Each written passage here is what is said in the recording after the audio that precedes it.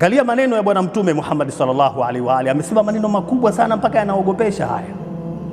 Anasemaje Bwana Mtume Muhammad? Anasema subhanallah walhamdulillah wala ilaha illa Allah Allahu akbar. Maneno makubwa sana na yanasikitisha, lakini hatuna budi, lazima tuyaseme. Anasema la'na Allahi alwalidaini hamala waladuhuma ala uquqihima. Subhanallah.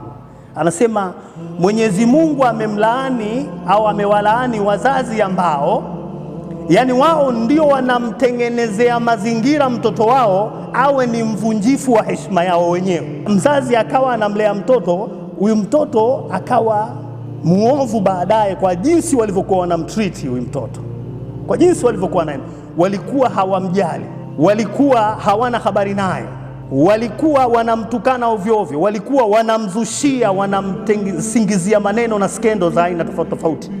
Sasa hapa mzazi unakuwa umefanya nini? Tayari wewe ndio umemnyanyua, umemsaidia kupanda ngazi awe muovu.